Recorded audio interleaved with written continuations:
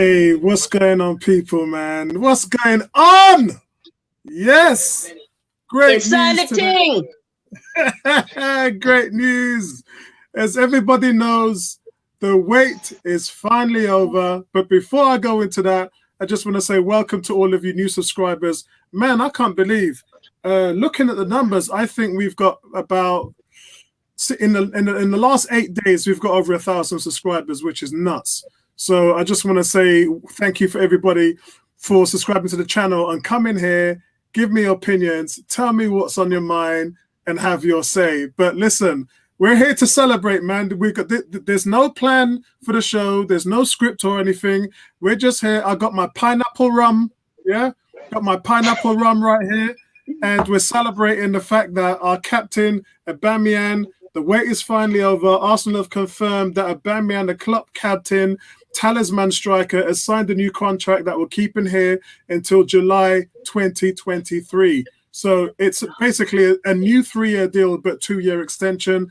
I'm ecstatic. Listen, let's go into it, man. Let's party. African Guna. What's up, bro? What's up?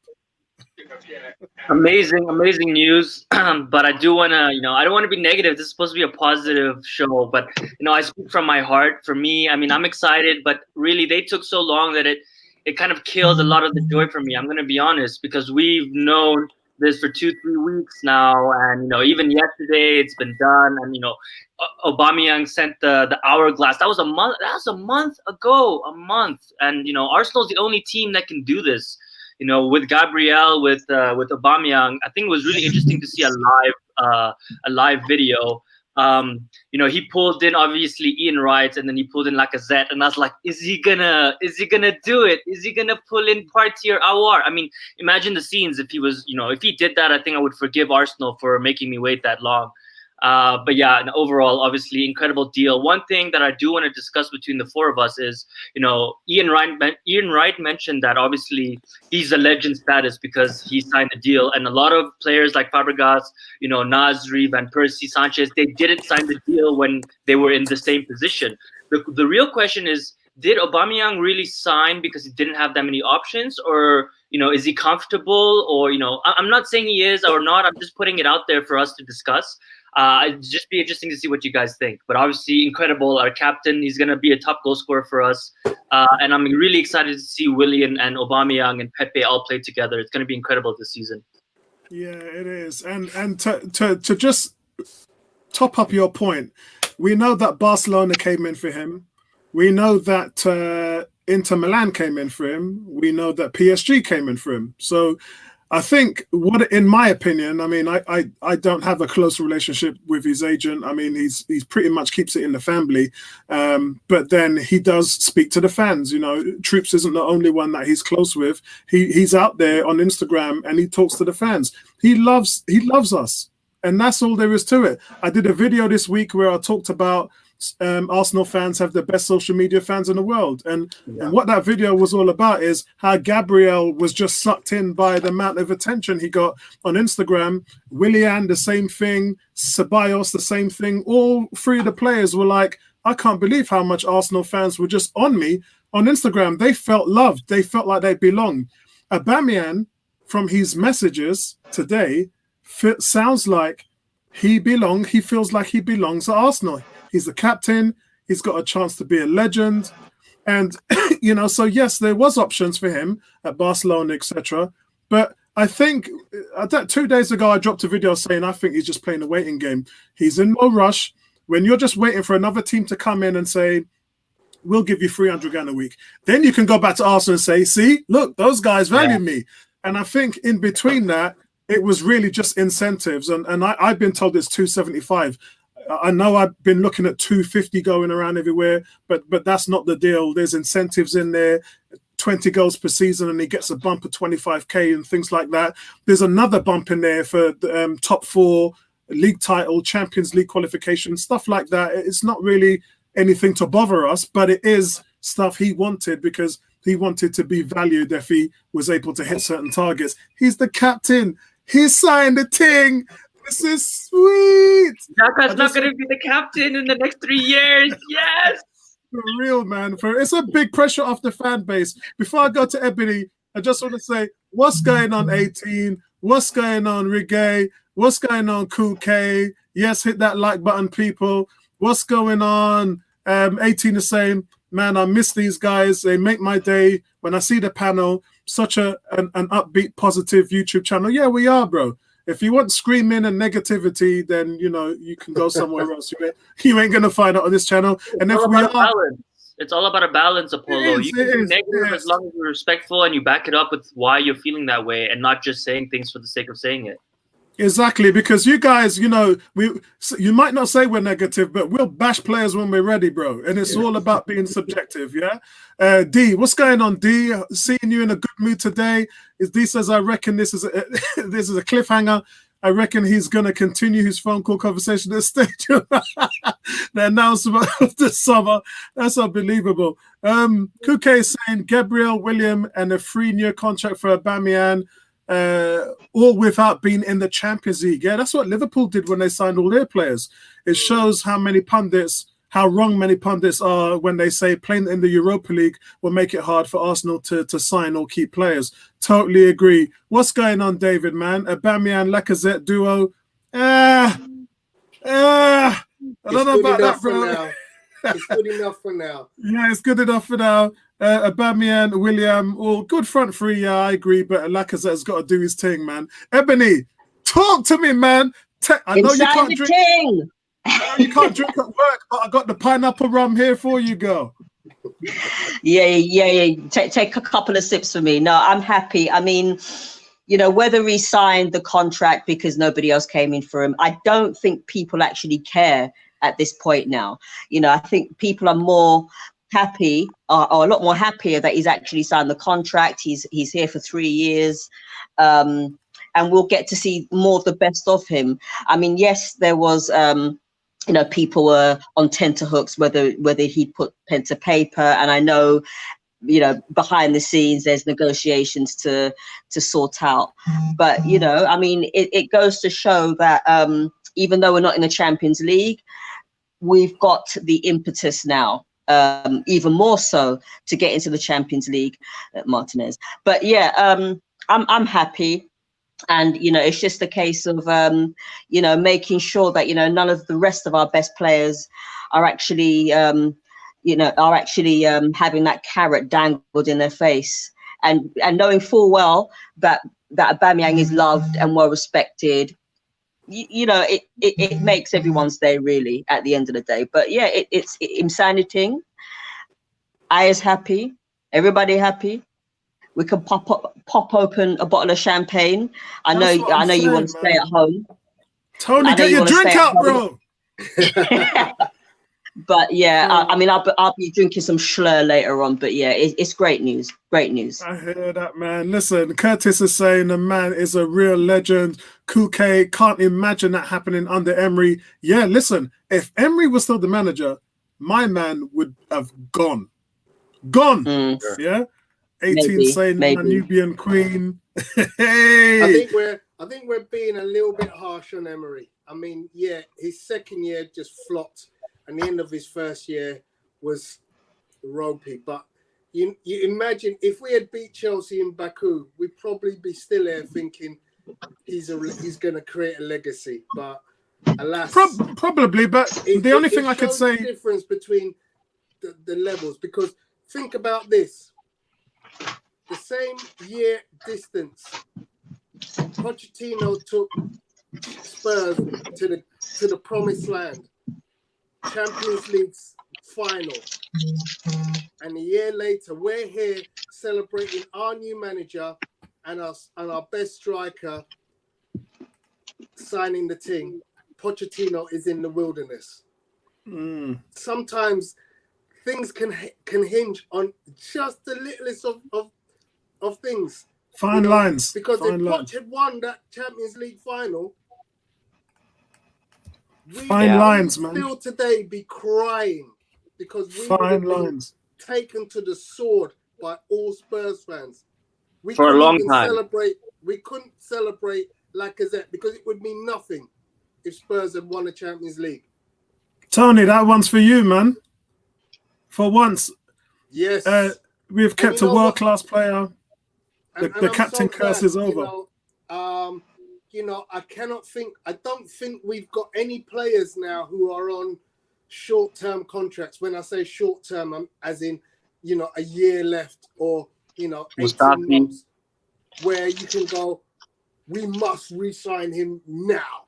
Yeah. It's not desperate, isn't it? The players who we have on that kind of agreement, we can all get rid of. We're Yeah, it was you and Bertrand that both said, apart from Aubameyang, that's it.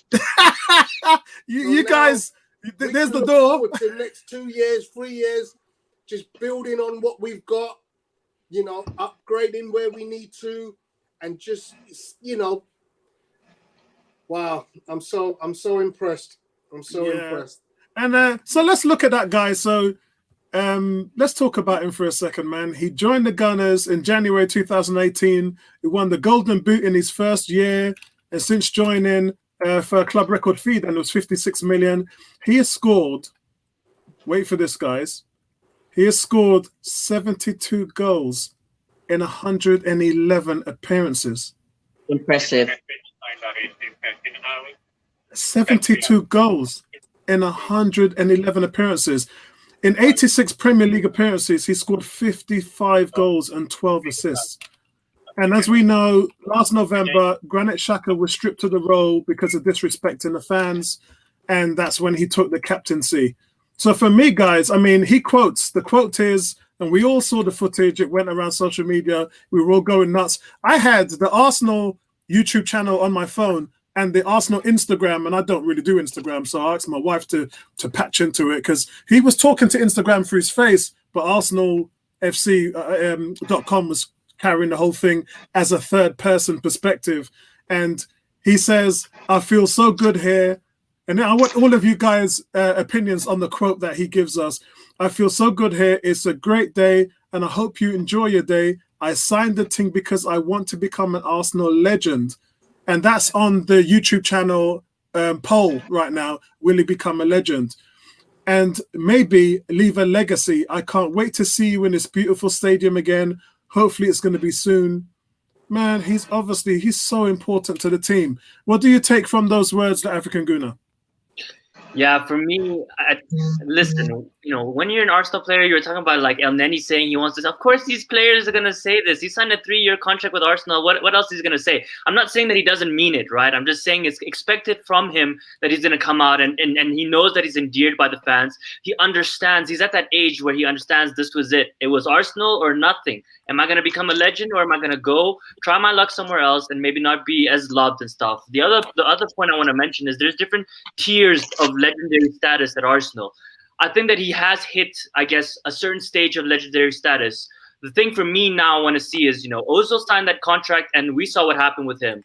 Now, I don't think that will happen with Aubameyang, but I want to see this consistency. He cannot drop off the ball. The performances can only go up from here, can't come down. So, for me, I think that if Aubameyang takes us into the Champions League, I mean, there's nothing more you can ask from him. That is, the ultimate legendary status for Aubameyang. Because I don't think we're going to win the Champions League before Aubameyang leaves. If we do, that'd be incredible. But I mean, I don't have. You're going to Klopp did it. Klopp did it. I think it really depends on what pieces he brings in the next year. And let's not get ahead of ourselves. We're still another transfer window away, another 2 or 3 transfer windows away before we have the optimum team. But in Aubameyang's lifetime at Arsenal, which if we consider it to be another 3 years, and we take, for instance, the peak of that to be at the end of the 2nd year, I could see us contending, because I see this guy Arteta, if he gets the right pieces. Yeah, your brother. Listen, Tony. Listen to what your brother is saying below. Your brother. Oh, what's up, Bertrand? It's in regards to that, Apollo, and this was supposed to be for you, La African Guna. Yeah, I saw that was exactly what I was saying, right? And we all know this, right? And in terms of Tony, I agree we can get the pieces. I know we can get to the Champions League, but to win it, I don't think we'll ever get to that part. That For me, Believe, Aubameyang's brother. already done as much as he can, right? I mean, even if he continue, look, he's been scoring a lot of goals, and we haven't really been successful. Yes, we won the FA Cup. Yes, we won the Community Shield, but we're talking about the real prizes like the Premier League and the Champions League. He's scoring all these goals, and we're not even there. So even if he continues at this rate, I'm going to push back on that one. So okay. we were all sitting here 2 months ago, and I challenged all of you lot because I didn't believe in Aubameyang. I didn't believe in him. I never believed in him. I wasn't sold on him. And the question to all of you lot is, how many goals is he going to get against Liverpool? And who backed him? You did. I did. Right? In fact, I think backing him, Apollo, but he's not. It's not a one-man team. It's we need 11 players that are like him. That's the problem. We fixed our defense. We have Gabriel and Saliba, very promising. We have Aubameyang, who we know is going to continuously score goals. It's just the midfield. We are one or two players away. You say it's 11 players, but in reality, and let's talk about reality. Oh yeah, world-class premium players lead their teams. Messi does it. Ronaldo does it. De Bruyne does it. We've seen it happen, and we're saying that this guy is a legend. He has to do it. He has to, and he stepped up. He can't stop scoring. But Apollo, he's been doing it. He's been doing it. That's my point. He's been doing it, and look at where we are. When you talk about Barcelona and all those teams, Messi, Suarez, Neymar, they were all doing it. It wasn't just Messi. They were also pulling their weight. So, Aubameyang can take us as far as he can, but we still need Willian, we still need other players to be pulling their weight as much as Aubameyang. They're never going to reach what Aubameyang can do for the team, but at least contribute half of that. I'd like to answer that, Apollo, and I want to give you some faith, because I know I've been an Arsenal fan a lot longer than you, Irfan, but for me, be a little bit optimistic, because you're saying the midfield needs sorting out. Well, we've just bought Pepe last year for 72, and we got Willian. Yeah? If we get Partey and Aouar, would you say we had 4 world-class players in our midfield? Yes. Let me tell you something, Well, Willian. And that's just this one window. This is his first window. So Willian, if we get four world-class players in our midfield in one window, imagine what's going to be like in another and another. Because in another and another, we will be defunct of Socrates. We will be defunct of Xhaka. We'll be defunct of Mustafi. Yeah. All the players that you don't want to see in our team will be gone. So can I push back on that just quickly? So I agree with you. I just don't think we're going to get those 2 this summer. I think what you're talking about, I think next year. I don't. It's too soon. I agree. But if we get one of them, the next window and the window after. So this is why I'm saying the optimum time for Aubameyang is not next year, because don't forget, we've got to first qualify for the Champions League. Yeah, that's job number 1. When we then get into it, is to be competitive in it, because we've been in the Champions League for a long time, and we were only competitive on about 3 of those seasons. Yeah, true. For me, if Arsenal invest in the right players at the right time, there's reason to be optimistic, because we already have a phenomenal striker. We have now got stallions in the defense. We could have a really competitive midfield. And we already know, I think, that we have a superb tactician of a manager. Yeah. Which is what Klopp brought to Liverpool.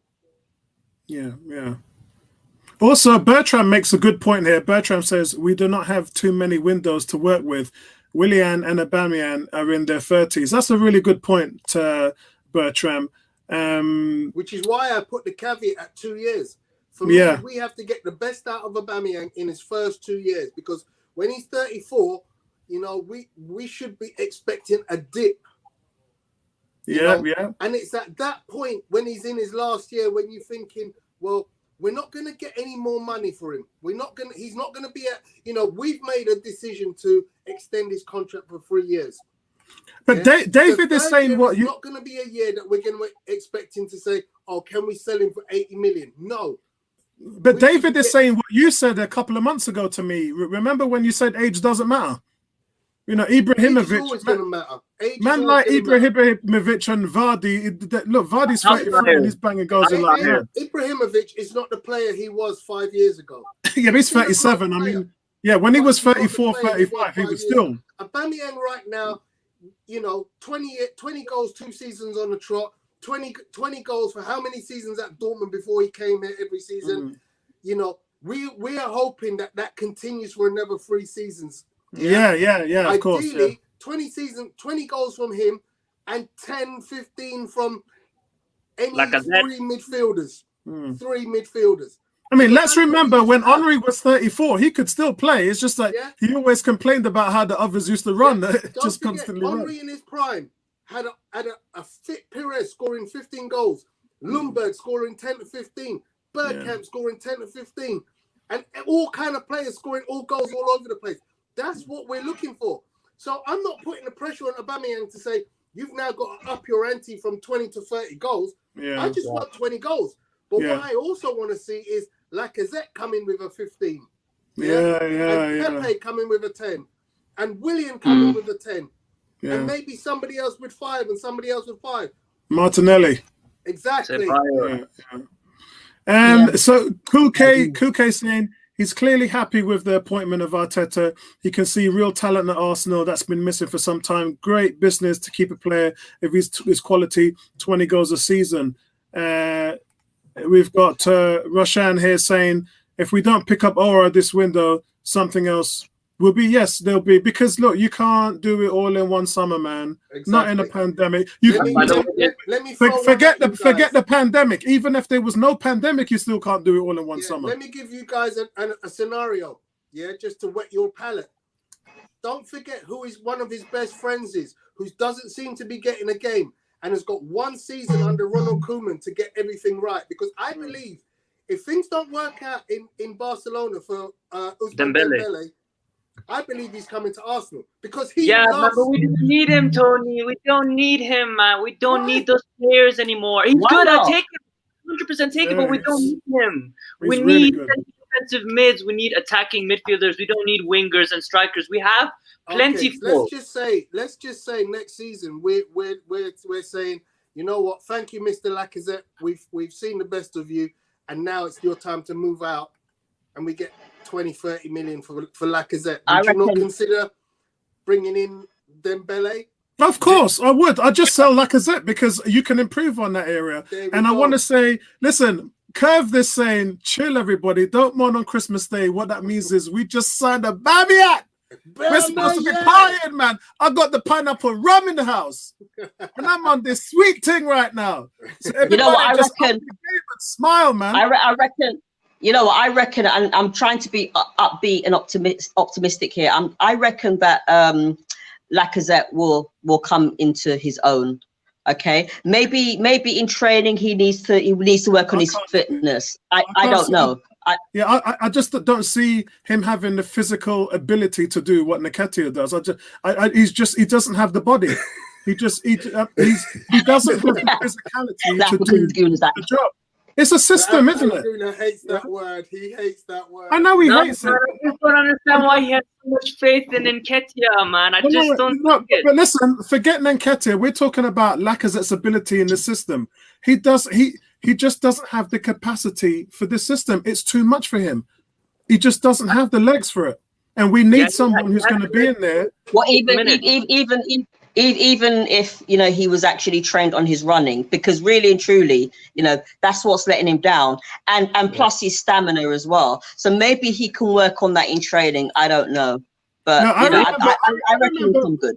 I remember when I was talking to Ray Parler at the Emirates when we was in. A big shout out, by the way, to Clo, who got us into the Carlsberg suite in the midsection. And when I spoke to Nigel Winterburn and Ray Parler, the same thing that we were saying was that Lacazette, as far as Sergio Aguero goes, isn't the person with that type of fitness level. You look what Sergio Aguero does for Man City. Lacazette ain't doing that. You're talking about top players, Apollo. You're bringing up examples of like the best of the best. But that's what makes this system work. And it's not just, like I said, it's not just the goals. It's what you're asking him to do on the defensive end. We are But every look at week. the team. He barely has to do anything, man. The guy doesn't have to run and track back like I Yeah, said. he doesn't does. Yeah, he does. And He does. go in deep and carry out the play and hold up Yeah, the he ball. does. That's what's demanded in the system. I'm sorry, I cannot agree to that. Ask Wait, Tony. Listen, it doesn't matter what you agree to. Go and look up Rondo. Go to YouTube, type in Rondo, and that'll explain everything to you. If you're a player that can't commit to that type of tightness and intensity, then it's not going to work. And we've seen that. We've all sat here and watched along and said, why didn't he run for that ball? How comes he's not running in? How comes he's not putting pressure on the pivot man? He ain't fit enough to do it. So once again, I'm just going to go back to my point. Look at a 2-year window. Don't look at this year, because this year we're playing Europa League football, where our efforts are mainly based at getting in the Champions League. Behind the scenes, we're going to be looking at player development, and we're going to be looking at what buys we can make within the next 12 months to make us a better team. Now, Lacazette, as we've said, may not be the archetypal player to play in the system that Arteta wants, but he's going to do a job for us this year, obviously. Okay? What I'm looking at is getting the best out of Aubameyang, because he's easily the player that we are building our team around. Yeah. And he needs to get the service. He needs to get the service. And already we've seen in the short time, Willian, Tierney, Maitland-Niles in tandem around him have made opportunities for him. And Bellerin, Bellerin has been stepping it up, bro. So what we're looking at is saying over a 12-month period, we have to see how the dynamic of Martinelli, who when he was at his prime was a killer down that left wing. Yeah. Saka, all these players have got to be instrumental in making Alba's job easier. Yeah. Because we are looking at creating a system where players can come in and out of the team and ultimately feed our number one striker with opportunities, because he's the guy that is Thierry Henry today. Yeah. Thierry Henry wouldn't, it's not like we ever dropped Thierry Henry for a big game or any game. Yeah. But everybody around Thierry Henry could move in and out of the team. So there were games when Bergkamp didn't play. When we were flying, don't forget, Bergkamp never flew anywhere. Yeah? When we went to places afar. So Thierry Henry had a system of players around him that he knew, I could get this player to come in and do a job and help me get the opportunity, create space in the gaps, and allow him to do what he does. Yeah. And that's what I believe. Our goal right now must be to win the Champions League, as Arteta said. Yeah. But it's not in a 2-year period, it's in a 3-year period. It's the 2-year, the second year, our team needs to be ready.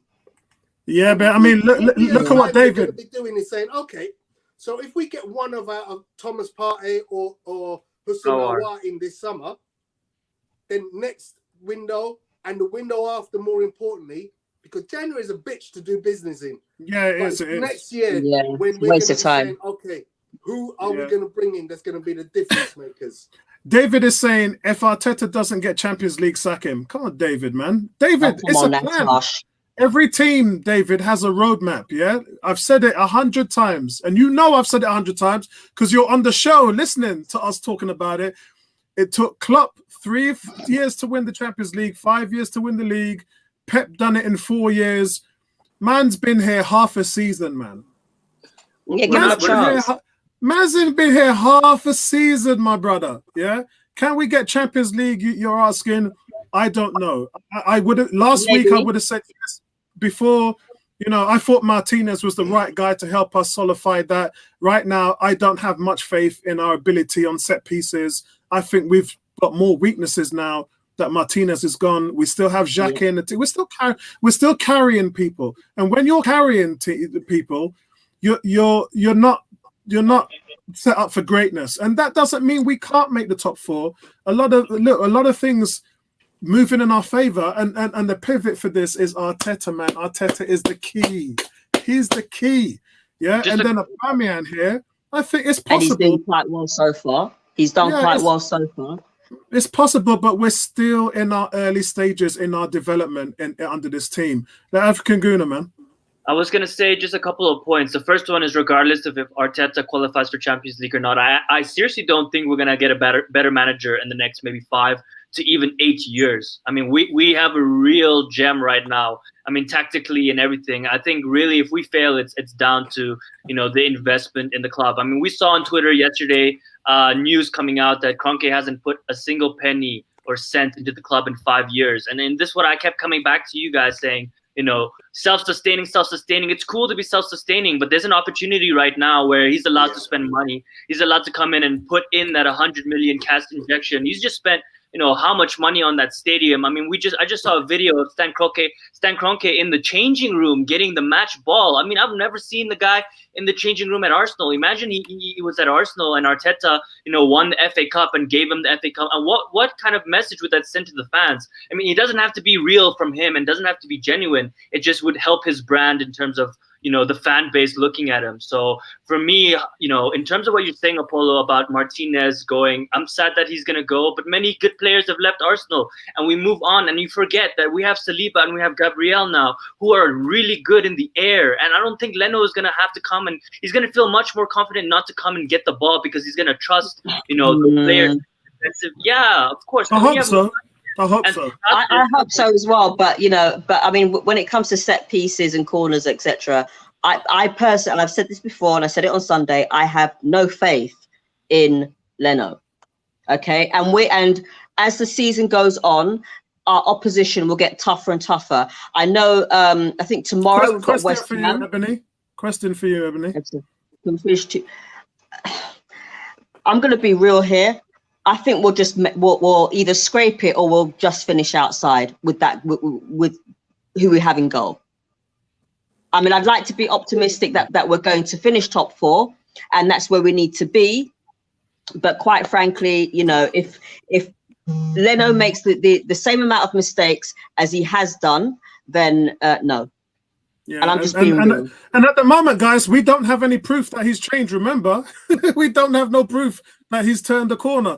And at the end of the day, Ebony is right to be, a little bit wary about the situation because, as I pointed out today, we are last in the league in set pieces. Yes, we have. By 5.6. Yeah, but thing to remember. But this team is we surrendered 15 points from winning positions last season. So it's history. But we weren't playing like it is, but that's where I'm judging Arteta on now. My first corner for him, which I talked about in Goon Squad today, was couldn't win away from home. Defense was bad. He sorted out both of them. We look more solid now. His next 2 challenges is dealing with that dropping points from leading positions, and the worst one, which is worse than the league on set pieces. If he fixes those 2 issues right there, then wow. Wow. I just want to put my neck on the line for 2 players. One, the first one is Lacazette is going to score 15 goals this season. I said it.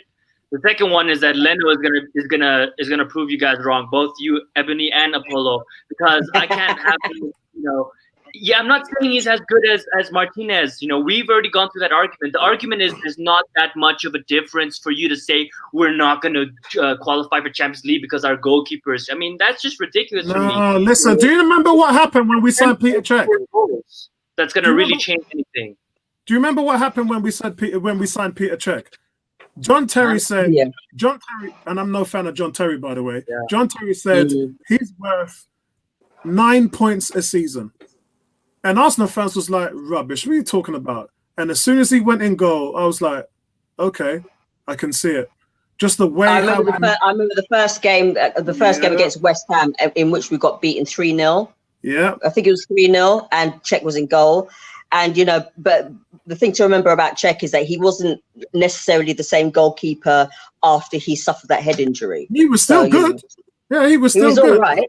But it wasn't Chelsea quality. I saw the quality in him, and I saw the stuff that he was doing as an Arsenal goalkeeper. And as Ebony said, he wasn't even in his prime, and he was still doing those things at Arsenal. And I was really impressed with him. Even when Leno came in and took the position from him, it was only through injury. But at the same time, Leno was supposed to come in because he was playing out the ball better, and he wasn't. His distribution is still not as bad as Czech, but his distribution isn't great, and he has to improve on that. He's got to improve on set pieces. He's got a lot of work to do. And He's young. I wish him all the best. He's 28. I wish him all the best. I hope he has a great season. But I challenged him when we bought him from Dortmund. Everybody was like, "Yay, he's a great." I was like, "Hold on, what are you talking about? We just bought the most mistake-prone goalkeeper from Germany." And people said what you said. They said, get behind him, he'll get better. And you know what?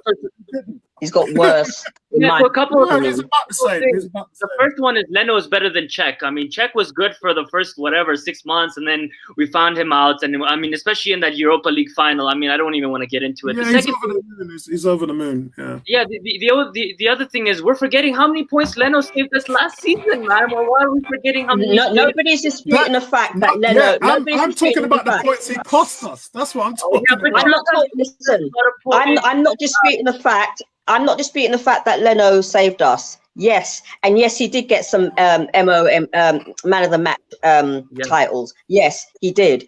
But if you consider he was the most error-prone goalkeeper last season, okay. If you consider that he cannot play with his feet, if you consider that he's not great on crosses and corners, he's just the only thing that I can say in Leno's defense is that he's a good shot stopper. That is it. And we've let go a prime goalkeeper. Let me end the Martinez thing there. Mustafi, Socrates, and Xhaka. Come on. I mean, what do you expect?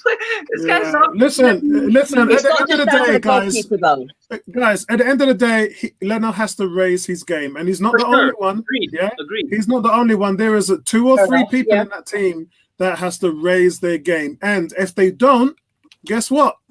They ain't gonna stay here for very long because Arteta doesn't suffer fools. So anyway, guys, you know what happened today? Aubameyang signed the Ting. Ting. So I just want us to celebrate that, man. Let's see what our boys are saying here. Arteta said that he wanted to win the Champions League within 3 years. Do you guys think he can do it? Yes, I do. Yes. It's been done with Liverpool. It's a target that the team has to. And look, Arteta has bought into this. He's sat back. He saw them get Willian. He saw them get Gabriel. He's seen them chase down Aura and Partey, and he's the captain, so he knows what's going on. Yeah, he's involved in all of these things that are happening. He's saying to the manager, "Okay, you know, Mikel, what's going on, boss? What's going on with our targets?" And Mikel's saying, "Bro, in 12 months, I'm gonna get this team singing." And Aubameyang's like, "Yeah, boss, I can see that. I can see that, boss. I'm on it. I'm on it." And these are some of the reasons why he has signed a contract, because he believes in the program. He believes in his manager. I believe in his manager. I'm on board. Yeah. Are you guys on board? You have to trust the process. And this is a process which has already gained us 2 trophies. How can you doubt this guy, man? Yeah. You know what I mean? I mean, I must admit, I wasn't, you know, I wasn't an Arteta. I wasn't for Arteta becoming the manager. You know, I wanted a manager that was experienced, but taking into consideration what he's learned at Man City, you can actually see it being played out with our team. And I believe that he will go on and get great things. But remember, Ebony, what Pep said, it's what he taught Pep when he was there. It's what he did to the players when he was there. Pep, I love that. I swear to God, I'm gonna try and put that on my Twitter if I can find it. When was it Rosenthal said to Pep, you know, what do you think Arteta's learned from the 3 years he's been here? And Pep says, what makes you think that we didn't learn from him? Oh my God, I love that so much. I love it. And if you guys haven't seen, even the Man City players were like, you know, the best thing was Arteta. If you haven't seen that Amazon Prime show, please check it out, guys. You learn so much about our manager. It's amazing. But guess what, guys? Lacazette just signed Aubameyang just signed the Ting. And Lacazette apparently might be getting a 2-year contract extension, but we'll talk about that another day. I just wanted to address that point quickly.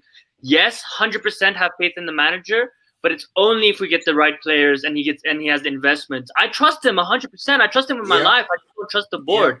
So he can do it. That's been the thing for us as Arsenal fans. You know, listen, we for a long time were optimistic that Arsene Wenger could do a job, but he was being fed the absolute bottom of the bucket in terms of players, and he was still keeping us in the top 4. Tony, and we were like, come on, just buy the players. Yeah, Tony, do you think that he lost ambition? Because I feel like, yes, I agree with you, but I feel like also in his latter years, he didn't have the same ambition. He wasn't going. I mean, 40 million plus one for Suarez. I will never blame Arsene Wenger for that. I will always blame the board, because if the board didn't back him, this is the guy that took us to the promised land. Yes, yeah. It's like Spurs.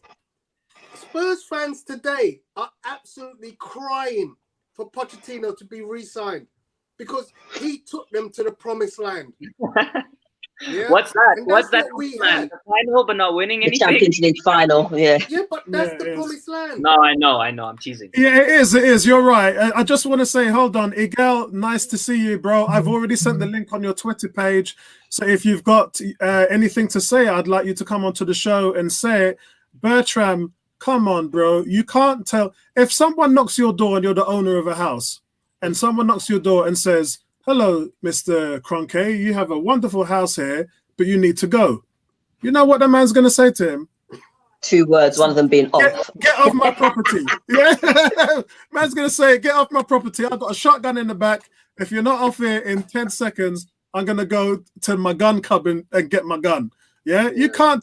Come on, it's his team, and this is what's happening in the fan base at the moment. I went on Twitter and I heard these guys talking about Kroenke, and I'm like, guys, look, even with Robbie, I sent Robbie a message there, and I said, Robbie, I see you on Arsenal Fan TV talking about Kroenke, and he ain't spent a penny in it. The man is in charge and bought this team because the team pays for itself. It's a self-sustaining model, and I'm actually surprised that some Arsenal fans still don't know that. Do your research. Apollo, we understand that. The difference is if he actually spends money into the team, he will make more. That's what we question as a businessman. I get that. To see that if we win the Premier League, if we challenge for the Champions League, if you put that 50 million in the next 3-4 years, you're making double, triple your money. Yeah. But unfortunately, I don't think he's going to do that. I don't think he's ever going to do that. And I think when you're a businessman and you've got so much commodities that you're dealing with, and you got plan A looking after itself, it allows you to focus on plan B and C. And right now, the St. Louis Rams is his baby, and that needs help. That needs massive financial help. So he's actually taking money out of his pocket to deal with the issues that's going on there. But I did talk about the Super Bowl team. Yeah, a lot of people think that all his money's got. Look, I talked about that Rams Super Bowl team. They drafted that offense. That offense was draft picks, and that defense was free agency. Yeah, that team was built. Normally, sometimes you're just buying people all over the place, but with the salary cap and the parity, it allows you to develop organically. Yeah, that's good management, Apollo. That's something we don't have, right? So no, we don't. It's two different things. So he's got lucky for good management, whereas at Arsenal, it's not about luck. Everything is, you need to buy the players, you need to have the right structure. It's all planned and organized. We've been changing our plans. Don't forget, and I'd like to add to your point there, African Guna, is that in the last 12 months, we have lost everybody in the back apart from Vinay. Yeah. We've lost everybody. That whole scouting network and the people who were negotiating and doing the finance have all gone. And you're like, really? Our back, the people in the back have been a bit of a mess. We were seeing some good things. We were, beginning to get some joy in terms of bringing in some right names. But all of a sudden, we've gone like, hang on a second. He's out the door. He's out the door. He's out the door. He's retired. You're like, hang on, what's going on at Arsenal? So to be in the position we are in, even with all these things happening, transpiring in the last 12 months, I actually believe, you know what? We've actually had a reset. And Bertram's right. We do need to get rid of Kroenke, but we have had a reset of sorts, and we have to be somewhat optimistic that hopefully the board will back Arteta. Because and look, if he I doesn't think get the backing, he's going to fail. Yeah, and if he fails, gonna everybody fails. Look, guys, I've said this plenty of times, and I'm going to say it again, just for clarity, not to the panel, because the panel knows how this all works. It's really, Stan Kroenke owns a team, but the team is run by his son, Josh. Josh is running the team. Josh is really passionate. Sorry, the African Goon. Where are you going? Where are you going? Vinay just got promoted as CEO. No one. He got promoted. Yeah, he got promoted, but he reports to Josh Kroenke, who's a board member. So what's his title now? Josh Kroenke is a board member. But he was CEO like 2 weeks ago. But board members aren't. He's a board member. Josh Kroenke reports straight to his father. Yeah. CEO is far more influential a title than a board member. Yeah. So the difference is, I'm gonna bring Igel in here. So the difference is, at the moment, what we're seeing is these guys are passionate about the team. Vinay's passionate. Josh is passionate. Edu's passionate. They're passionate about the team, but at the same time, you have to listen. Kroenke is going to do what Kroenke is going to do, and I'm getting these questions. Do I like Stan? Do I like Kroenke and all this? Look. He's a businessman, and businessmen are doing what businessmen do, and that's make money. Yeah, and that's all it is. They're just out there making money. And it's not just Stan. Remember when he came to the board, he wanted to be a part of this setup. What did our board say to him? They said, we don't want your sorts around here. What they meant by that is they thought he was going to come in and start splashing the cash and throwing money into the club, which Keswick, Lady Bracewell, Peter Hill, none of them wanted that. So they said, we don't want your sorts around. When they realized that Kroenke was on the same level as them and wanted to look at Arsenal as a commodity, then guess what? They let him in. And that's the reason why he's doing the same thing what our other board members have been doing for decades. Arsenal is a business. It's not a place where people can come in and throw billions and millions away. It just isn't that. But the fans think it is, and that's where the problem is. But then again, if we had Usmanov, he would have actually been happy to splash the cash. Yes, and they didn't want him anyway, because when they said to Stan, we don't want your sorts around there, that's Usmanov. They don't want that because they don't want the club to become that kind of club. It's a cash cow, it's a commodity, it's a business, and that's how they're running it. And I don't see money. He wasn't gonna have to put any money. He should have just let them put the money. It's deeper than all of that. It's deeper than all of that. Anyway, guys, we got a guest. We got Igel. Igel, so let me just introduce it before you shout out. Igel started his own channel, guys. If you're not subscribed to the channel, please hit that subscribe button. You guys know I've been doing podcasts with Igel for over a year with Sonny, and big shout out to Sonny, big respect to Sonny for bigging up everybody and allowing all the fans to come in and get their say. But Igel has got his own channel now. Igel, shout out your own channel and tell us what you think about Aubameyang signing today. Yo, guys, check it out. It's EGTV. You guys already know it's Igel. So first initials to my name are EG. So I just thought everyone has TV on it, so just throw some TV on there. And then that's what the name came from. And then I'm going to be talking about NBA and majority Arsenal and football, of course. But I wanted to, before we get to Aubameyang, I wanted to get on the Stan Kroenke point. There's, I think, a big caveat that you guys are missing. When the club mortgaged their future, they forgot to do one thing. They were in a situation where they could have sold 2 years before they mortgaged their future in the stadium and everything. They could have found a way to sell everything to Kroenke a long time ago, but they chose not to. And the greed and the amount of the situation where it was so much politics going on that they almost sacrificed the future of the club in a time where we were spending the most money, where we had the best players that we could get. We were spending the most money in the league. You cannot say we weren't splashing the cash, because when you look at our books, we were spending that money. Your mic's gone at the moment, mate. No. I was waiting for you guys to jump in. I thought you guys. The thing is, the club has not been run financially very well. We know the history of Dick Law. We don't have to go into that. We've had Hus Fahmy here, and Hus Fahmy done some tremendous business here. He's really helped the club go on, get put on the right foot. It was him that identified the FFP issue when we let Ramsey go and found out that we were in the red. And that's why that January, and everybody was saying, oh, I can't wait to see who we're going to buy. We never bought anybody. And it was because we realized we were up the shit creek. And Huss family also have identified that the release of the 2 bonds that Kroenke has done was able to actually, so we were I think 40 million in the red 2 months ago. And the business that Huss family has been able to do with the Kroenkes, he's actually made this club about 20 million better off on the loan. Because remember, when Kroenke bought out Uzunov, that created another 600 million debt for Kroenke, not for Arsenal, but for the team. So that's the reason why we saw all these bonds being released and all this stuff that's happening. And Arsenal have actually been able to save quite a bit of money this summer because of those refinancing bonds that they've done. So a lot of things are happening. Huss family, I'm shouting his name out. Big shout out to you, brother, because he doesn't get enough credit behind the scenes. But at the end of the day, I think, as I said before, most of these guys haven't been here very long. Josh has been here, Vinay 2018, halfway through that season. Edu, Arteta been here for half a season. Work in progress, guys. It's going to take a bit of time. It does with any good business. So, Igel, what's your thoughts on Aubameyang? Woo! I'm gassed. You know why?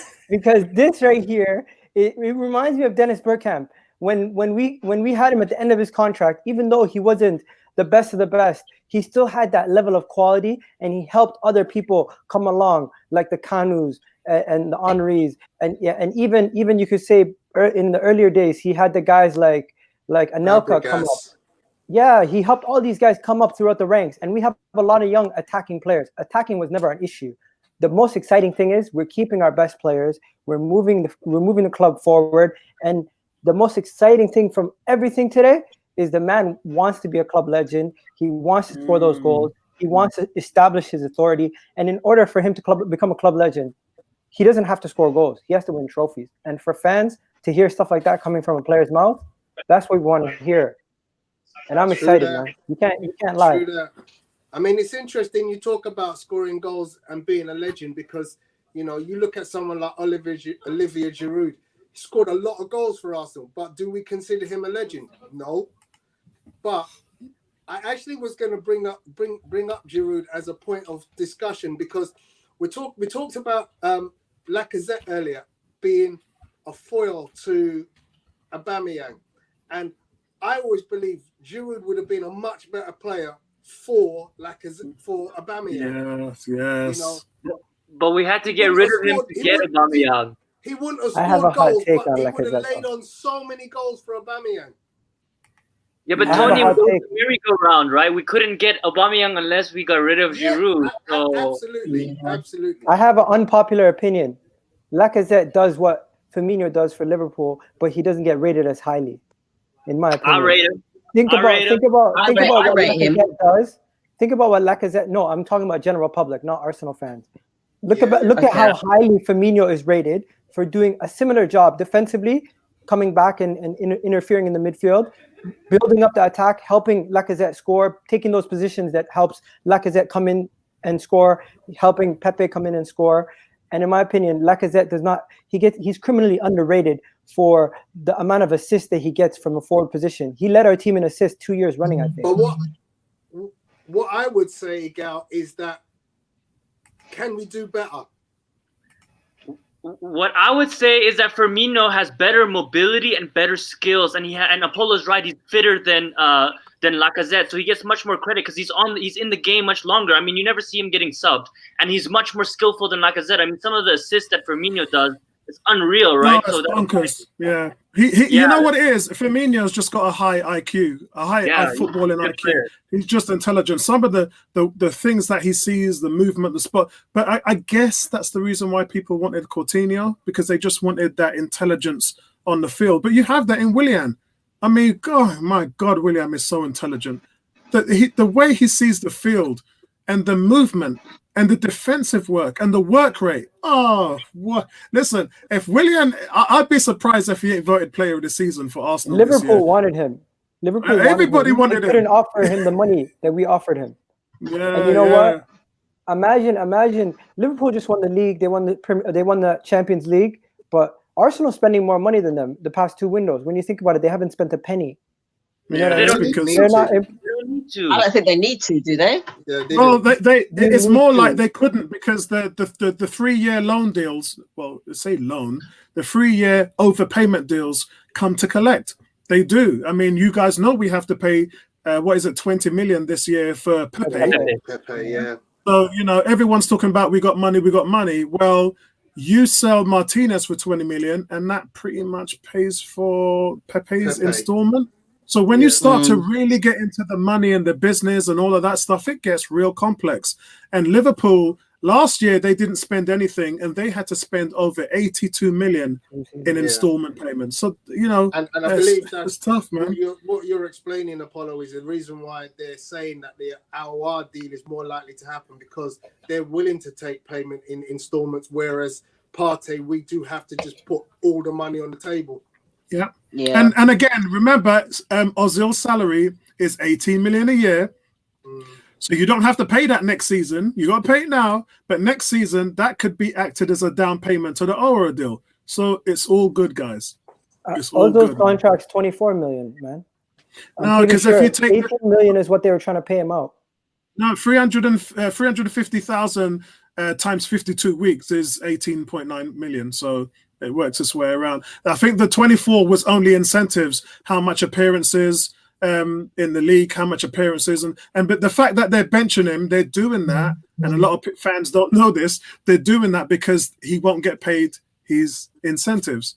Yeah, if he doesn't pay 20 goals, if he doesn't pay 20 times in a season, then you don't have to pay him those massive bonuses he's on, and that's why they're doing it. They're trying to cripple him. Yeah, Quick question on the Ozil thing. One thing that I always, sometimes before I go to bed and stuff, I have these thoughts, and I'm like, is one of the reasons that Ozil isn't playing because in his contract there's something about appearances, and the club, we're not going to play this guy, so we don't have to pay him the 350K. I can't understand any other way why you don't even put him on the bench and stuff. That's the only reason I can think of. It's like, okay, we're gonna freeze you out of the team. We're not going to pay you the 350K, whatever. I mean, 100K goes away if you don't make this amount of appearances for Arsenal in a season, and that's what they're doing. I don't know. It reminds me of Oxlade-Chamberlain. It reminds me of Oxlade-Chamberlain situation. It's difficult for the fans, because the fans really have to dig down, get their knowledge up to speed, and get away from the football inside and find out where the mental games are going. What a lot of people then say, well, Apollo, if it's 18 million, why don't we just pay him off? You know what happens? If you pay him off the 18 million, guess what happens? He goes and signs another contract and he gets more money. That's not our problem, yeah? That's not our problem. No, but what we're doing is the advantage goes to Arsenal. Because if you've paid up his salary for year, he's just that with Mkhitaryan. Yeah. And Socrates. They try to cripple him. The only way they can cripple him is leaving him out of the team, because it devalues him. It stops him from making more money. It's already valued so much. Like, I mean, what is his value? He doesn't have any value anymore. It's the very definition of cutting your nose off to spite your face. That's what's happening with Arsenal. That's what's happening with Bale in Madrid, yeah? Same thing. Yeah. Although they put a price tag on him, 18 million. I just saw that the other day. Apparently United are interested. Oh, that's very smart, Bertram. Bertram is saying that they need to. They could do, but then he'll just turn around and say no and go to his house and keep raking his money in. So effectively, if you're gonna, if what I had read earlier about, doing the deal is, you could say to somebody, well, pay us 8 million, which goes to the player, and then we'll settle the other 18, the other 10 part of it, and you do a deal. True. Yeah, I look. They have negotiated with 4 teams over the last 18 months with Ozil, and not a single one has worked out. The last one, as you guys know, was Fenerbahce, where we were willing to pay 200 grand a week of his 350, and Fenerbahce had to pay 150 grand a week. And Fenerbahce were going to do it, and in the end, they just said, you know what, 150 grand a week is too much. So they didn't do it. That's a lot in Turkey, though. That's a lot of money. You can't give them away. We have a problem with these guys' attitudes. They think they're too good, and they think they're bigger than their boots. Ozil, Guendouzi, their attitudes have literally devalued their market. Yeah, I agree. And you know, I don't think know it's what's a case of Özil. I think it's a case of Özil will just go on a free next year. We have to cut our Yeah. losses, really. I That's think the only way also that he can be gotten he's rid not of. gonna play. He's not gonna play after Arsenal. I think he's lost the passion for the game. He's done. He's done. He doesn't really care about playing soccer anymore or football. I think he's completely lost the love for the game. He's lost his professionalism. His I heard you reputation. say that a month ago, yeah. Yeah, his reputation is completely done. I mean, where is he gonna go, really? And who's gonna? He's ruined his legacy. We're talking about Aubameyang's legacy. Look at Ozil's. You know, we're talking about Sanchez's legacy. He can't go back to United. He can't go back to Arsenal. What's Ozil's legacy? I mean, he might be able to go back to Madrid, but I highly doubt even they want him over there. I don't think anyone wants to claim this guy except his wife. China. And his kid. China. No, listen, I think he'll do amazing in America. I think he's going to play for Beckham. I really do. I'll be shocked if that doesn't happen. I think that America market loves him. The African market, Asian market loves him, and he's still a big. He's still a big commodity. You know how much fans support this team because of Ozil? It's madness. You know, we do all the subs that come onto the 101 forums and who's your favorite player, and the amount of Ozils that are on there is nuts, and that's because he does so much for these Asian and African kids. You know, the amount of money he pumps into to the care, the research, the hospitals, the operations. This guy spends more money. I think it's the third highest out of any footballer in the world, and we know Ronaldo's the first. Look how much he's getting. Yeah, we used to make fun of selling our best players, but you know what? Looking at what happened with Ozil right now, we're kind of saying to ourselves, was Arsene right always be getting rid of them a little bit before they expire? Because even Van Persie, he won the league, but then the next year he fell off a cliff. Igal, you're right, but then actually sell the guy for real money, man. Don't like kill the club by selling those guys, our best players, for 20 million or for peanuts. I agree, like sell them, that's fine, but then at least Van Persie was worth 40, 50 million. Sanchez was easily worth 50 plus million, and that's all money right now. That's two world class players we put straight into our starting 11. Our party. So just bad mistakes, man. And we're still guilty of doing that because we just let go of Mkhitaryan for 0. We let Socrates go for 0. And Torreira going for a loss. Yeah, you could. Torreira was 24 million. Yeah. I think So guys, listen. I just got some news in that Aubameyang just signed a Ting. And I just want to ask you guys a question now to the whole panel. Do you think he can beat Thierry Henry's record? About African Goon, I'm going to go with you first on this one. Do you think it's possible? It's 276 goals. That's a lot of goals, bro. It's a lot of goals. 3 years. I don't think he can do it. I don't think he can do it. 3 years, still another 100 and something goals.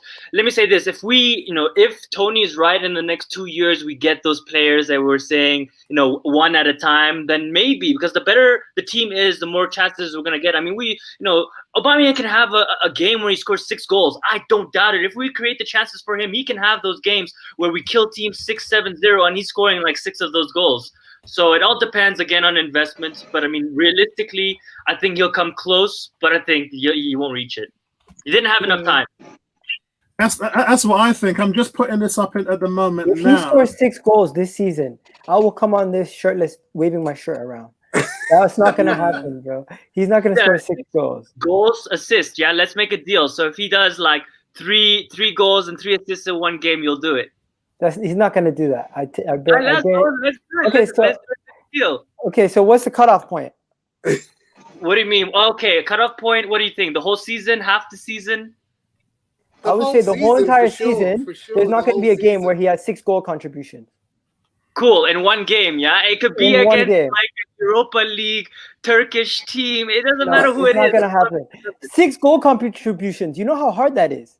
Yeah, man, he can do it. He's not on set pieces. He's not on corners. He's barely on free kicks.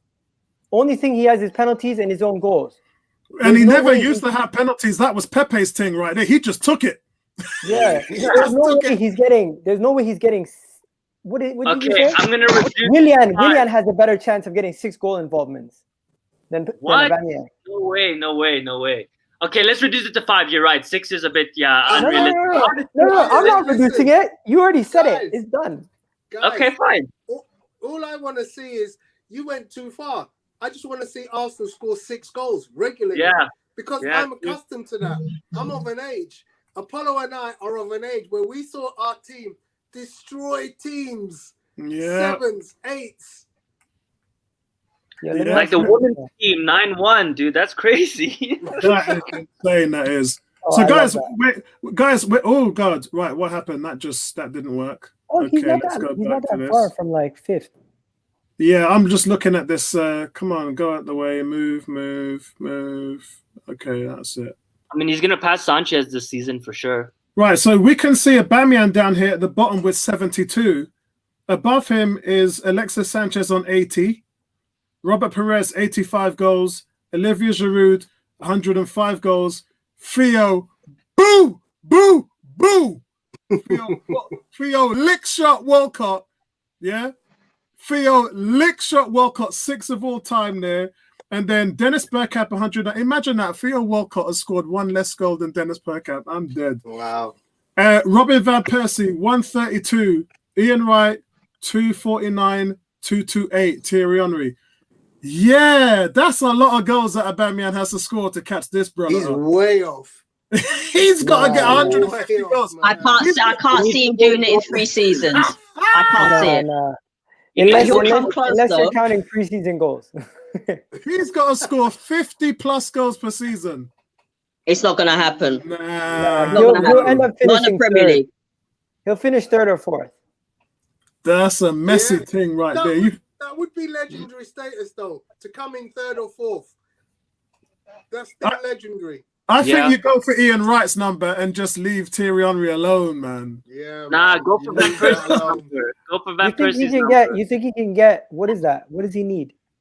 For He's Ian on- Wright, he only needs to double his tally. So he's been here for 2 years. He's got 3 years left on his deal, and he's got 72 goals in well, we call it 2 years, but it's 111 one. games. Yeah. It's kind of 1.5 seasons, isn't it? Because he came in January. No, So- I think it's 3 seasons now, isn't it? 2018. 2.5. 2.5. Yeah.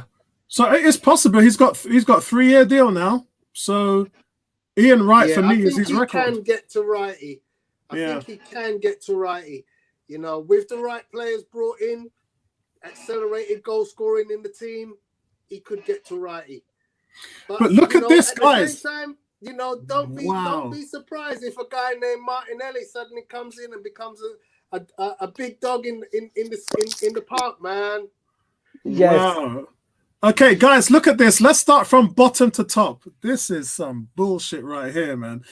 Let's start from bottom to top. So, goals per match. At the bottom, we have Dennis Bergkamp and Theo Walcott at 0.27 goals per game. And then we have Robert Perez at 0.3 goals per game. It then falls to Robin Van Persie. Wow, that's a massive jump. Can you redo the list so that it ranks it by goals per match? Probably, but it's Click on that, yeah. Oh dear, are you sure? Should But be. I'm probably going to lose the names here. I just wanted to keep the top 10 Okay, because okay. it's probably going to bring in Cliff yeah. Baskin 'Cause then and all you'll that get guys. And then so we've got Robert Perez at 0.49 goals per match, which is really good. So you're averaging nearly a goal every 2 games. yeah. Yep. Alexis Sanchez Perez, my guy. 0.48, and Boss. then did I bring in Giroud 0.42? Yeah, I think I lost it. Then it goes to Ian Wright 0.59 goals per game, and then Henry 0.61, and Aubameyang leads them all 0.65 goals per game. Yeah.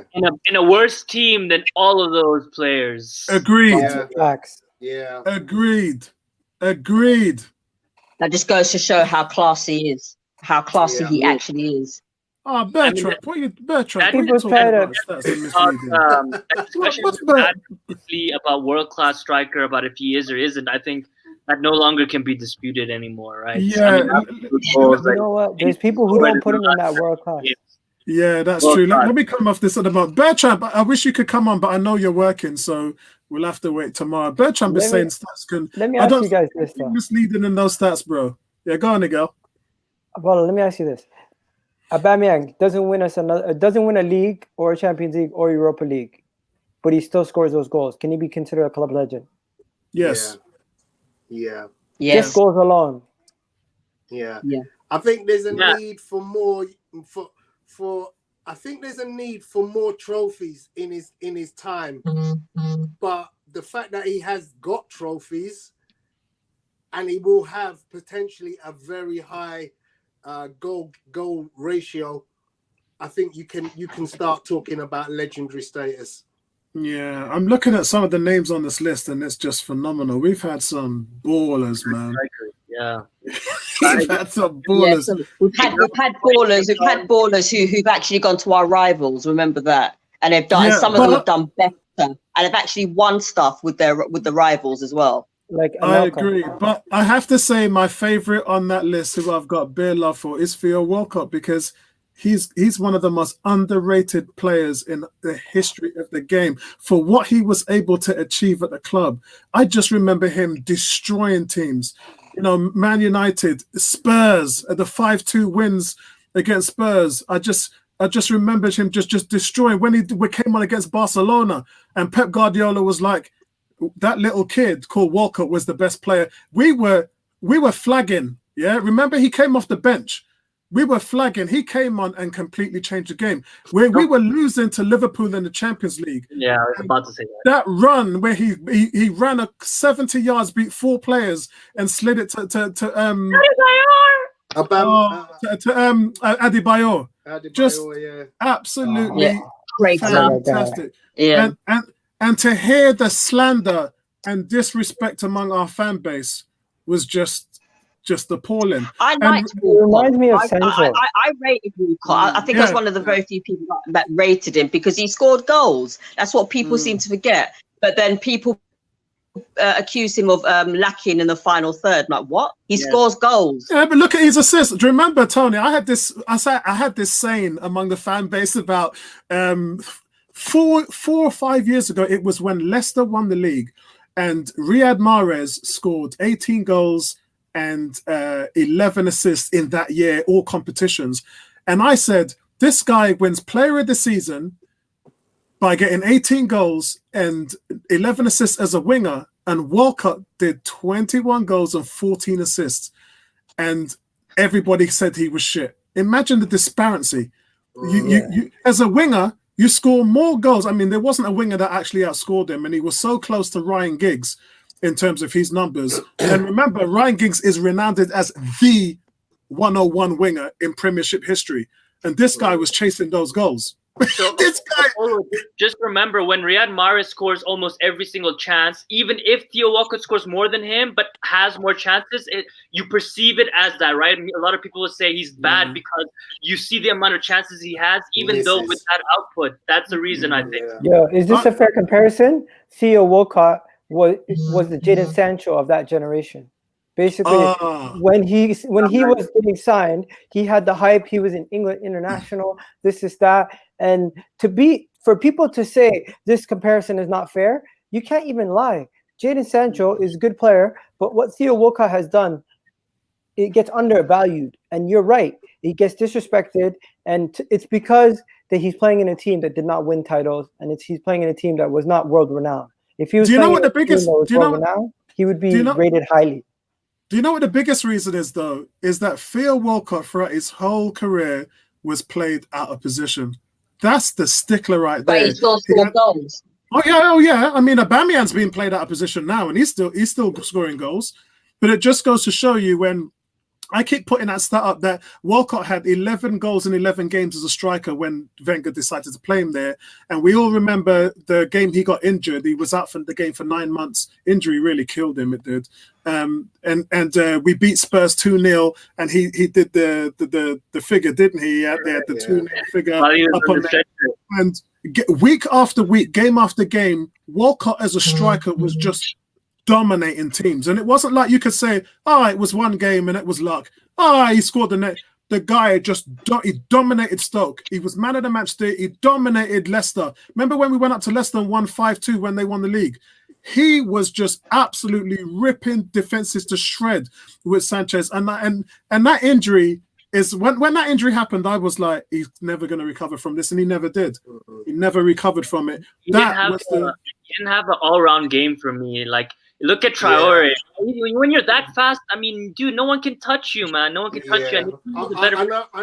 And I'd like to add to that with the eye test makes Theo Walcott a phenomenal player, but he didn't have the brain. And even when Oxlade-Chamberlain came on, you could see he had a better brain than Theo.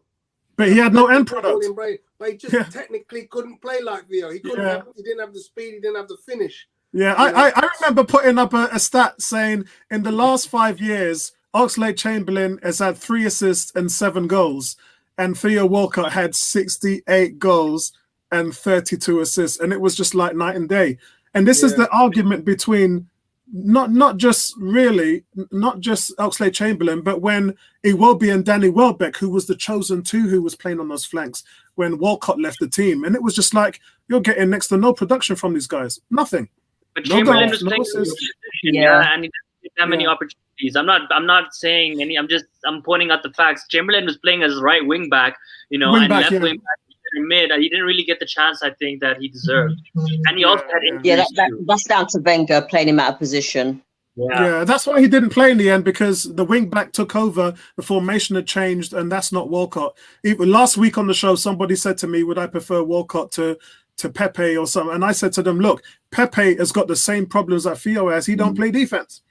And and I said to you guys at the beginning of the season when I was talking about the Reece Nelson thing, and you lot was like, "Oh no, it's got to be Pepe." And I to this day, Pepe still has to add that defensive link to his game, and that's why Willian is starting. Because Willian, guess what?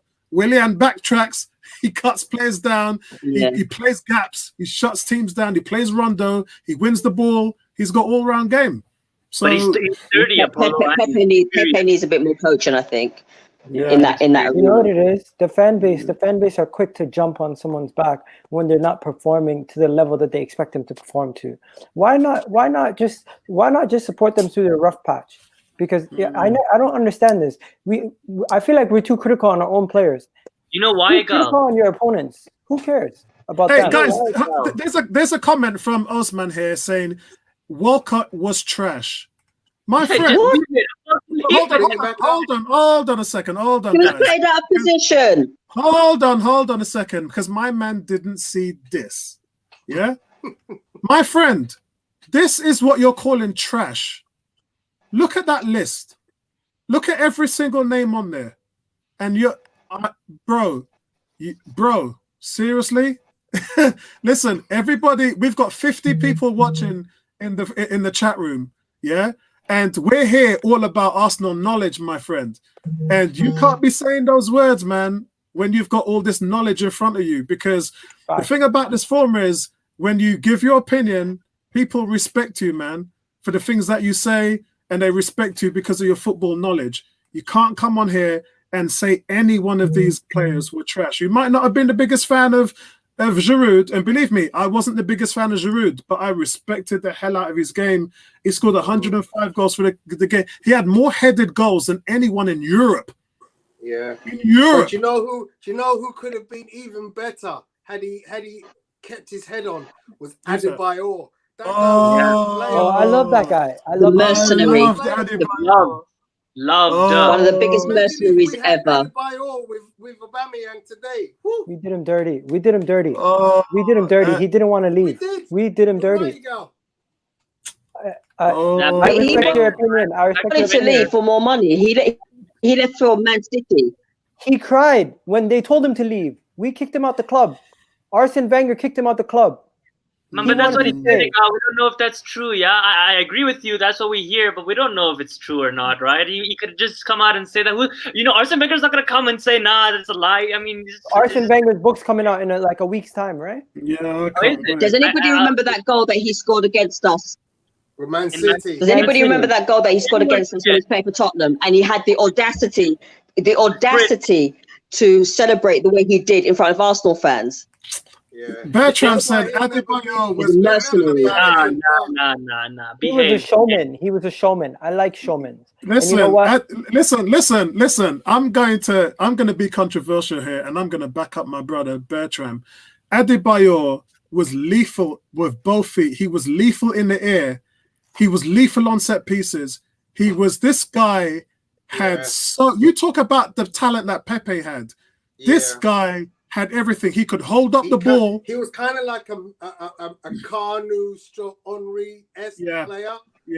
Yeah. But listen, I give him that. was going to be. Listen, I disagree with that. Teams. I think Aubameyang is the best goal scorer that we've had since Henry, even better than Ian Wright, in my opinion. Yeah. As a goal scorer, but I think Bertram's talking about his all-round game. Aubameyang can't hold up the ball. Is not that player. He's not a great passer.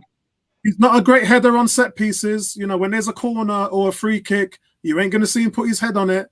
It's just a different type of player. Adebayo was just destroyed teams with his talent, man. Oh my God. He just didn't take it destroyed seriously teams. enough for me. I think if he was more serious about the game, then he would have been a really top player. Even after he left Arsenal, he never really put his head down and worked. He's one of Balotelli, he knows he's good and he just relies on his talent and that's it, and they get away with it, right? They never put in the hard work.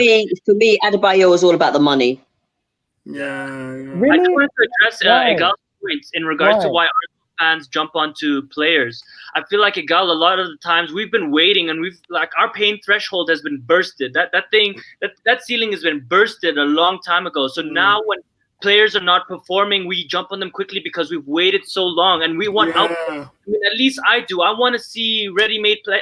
That's why when we talk about Nelson and all these players, I love them and I want to give them a chance, but give them a chance somewhere else. But that's the reason why you guys.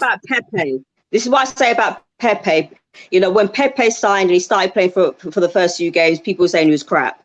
And I've always backed Pepe and I said, give the boy a chance. He will come good. Stop knocking him. Stop saying that he's a waste of money, £72,000. Let the guy, let him grow into the game. Let him grow into the league. I've seen enough already. And he will. He's going to be something else soon. You watch. But he passed the eye test, right? Nelson doesn't pass the eye test for me. Joe Willock doesn't pass the eye test for me. In Ketcha, he's almost there, better than the other two, but he still hasn't passed the eye test for me. And that's why we go about Xhaka. When people say he's amazing. With the eye test proves that he's not. Xhaka has zero intelligence and physically. Xhaka shit. Yeah, but I mean, we got to talk about. I hate this Xhaka slander. You know me. Physically, he's just not a physical. He just doesn't have the physicality. No. To play the game. I disagree with him not being physical. He's physical, but what does his physicality do? He can't tackle. Exactly. Every tackle he goes into, he gets a yellow card. He can't tackle. Look what El Nene. Exactly. Look what El Nene did. El Nene has 2 yellow cards in the last 18 months. 2. And you saw what El Nene did against Fulham over the weekend. Won 5 tackles and played the ball progressively forward. Yeah. Listen. But is El Nene exactly. Is he better than Xhaka in your opinion already? I don't know. El Nene is not the answer, but then you look at his passing accuracy, 94%. That's what El Nene averages over. Yeah. But Xhaka gives the ball away 5.6 times per game. Here's the counterpoint, though. From what we've seen, the Brighton game that he didn't play, the Manchester United game away that he didn't play, these kind of situations when he doesn't play, we can't even keep the ball registering. We can't keep the possession. He's crucial to keeping our possession. He's crucial to keeping us ticking over. And you know what? As much as you make fun of him, he is a born leader in that team. You can see when other people are messing up, he sets them straight. And Granit Xhaka, he's integral to the little things that you don't notice. He's one of those players, like when you watch him, all you see is the negative. But when you actually just take him in and just watch him the whole entire game, like I've done that once, and you'll see that he does more than just the little things. He's making sure everyone is in the right position. He's making sure people do not walk away from an overloaded area on the pitch. I don't think those little things. I don't think when you're hearing the panel talk about Xhaka, it's not a hate thing or anything like that. It's just the fact that he's physically challenged. He's just physically challenged. He lacks range. He can't tackle. There's a lot of things he doesn't do. He gives the ball away too much. Asleep. But a lot of times he falls asleep and players slip in behind him. Look at Chelsea game in the final. Him and Ceballos right through the middle, literally like split right. He's just a very limited player. And I've actually, you go to my videos, I've actually and my player ratings, you see I give him 6 and 7s. He's improved his game. But what he's improved on mostly is his defensive aptitude and his mistakes. Yeah. He's still, for me, he's still not creating enough. He's still not blocking out tackles. We've all said in previous weeks that Arteta has got Xhaka playing a tune. Yeah. In the same way that he got Mustafi playing a tune. We were all ready to go, done, finish. We don't never want to see those two guys on our team again, Mustafi and Xhaka. But somehow Arteta has got them playing a tune just by not trying to do too much. But I mean, sorry guys, I'm going to close it down in 4 minutes. But I just wanted to say that Igel and El African Gunu has been saying something that I've been saying most weeks that you guys know, and Andrew has just alluded to the point as well. Arsenal are currently undergoing a rebuild. We are a work in progress. Pamper your expectations and allow this team to grow as fans. Back your team. You hear me say that in my videos every day. Back your team. And that means that we have to get behind them. We need to give these guys support. And even now, the most crucial time when these guys are trying to rebuild and bring in these teams. Yes, we understand where Willock was and Saka and all, but them guys I don't see them getting a lot of playing time this season because the quality is going to be coming through. You're bringing an Owara, you're bringing a Party. We ain't even going to be having these conversations about Xhaka because the team just gets filtered through. At the same time, it's just going to take them time, guys. And if I can address Egal's points, I'm just hoping that Xhaka gets sold. Yeah, we all do. We all do, Ebony. I pray for that every night to God. I pray every night. Don't worry.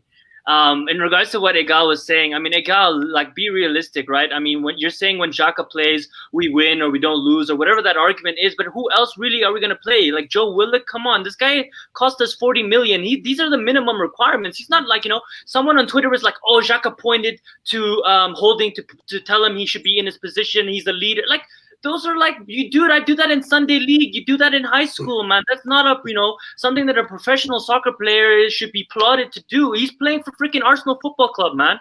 And the other thing is, when Anwar and Partey come into the club, that's when, people are really going to see the difference in the gap in quality. I'm not saying that Xhaka is all bad. He does bring some stuff. But when you're talking about the best of the best, he's not even near that. And until we bring those players, I think that's the only time when Arsenal are going to open up their eyes or Xhaka fans and be like, you know what? Yeah, Xhaka was good for us, but there's so much better in the world. I don't think the first few games. Sorry. Yeah, go on. No. I was gonna say I don't think he's the best midfielder in a team. You can't have him as your best midfielder. But what you can have him as like as a Jordan Henderson. He can be a workhorse who does the little things, and you have two other quality midfielders that do the box-to-box job and the more athletic jobs next to him. And he can just be the guy that ticks it over the register. And in my opinion, he's really good at what he does in our team, and he's crucial to our team. I understand. He's not crucial. I don't think he's crucial. I don't think he's crucial to our team at all. He's a good piece, but yeah, he's not a good. We can do so much better, and that's what we're looking at. We're looking at players like Xhaka and Lacazette and saying, in order for us to go forward, those are the players that need to be replaced. They're okay for now. They'll do for another season. I just got a text about it looks like Torreira might be going over for a medical. Wow. Okay. Yeah. We need the money. We need the money. Someone's mentioned, Joseph has just mentioned that. How do you feel about Torreira leaving? I'm sad because I like him. Tottenham are about to get bail. Party money. Yeah, Tottenham are about to get bail. Tony, it better be party money because listen, I'm not gonna lose my crap, man. We better be spending this Martinez and Torreira money. Yeah, man. Listen, otherwise, there's some Torreira's questions. going. I'll be happy, as I said to you on Sunday, I'll be happy to see players leave. Guendouzi, Willock, Reece Nelson. I will be happy to sell almost anybody in our team to get Thomas Partey in our team because I think he's the difference maker. Yeah. Go. Yeah, listen. It's not criticism, bro. It's subjective views, and we back up our subjective views with facts. But we love our players here. This is one of the most positive Arsenal channels you can come to, bro. We love our team, and we're here celebrating. Guess what? Aubameyang just signed the thing, and he's gonna be with us and for another 3 years, and we're loving it, bro. We love Arsenal, and you're here because you love Arsenal, and we're here to celebrate our team, bro. But you have to be subjective as a fan, and you also have to accept other fans' views. One of the things and the reasons why forums break down is because a fan has a view and another fan disagrees. It's okay to disagree.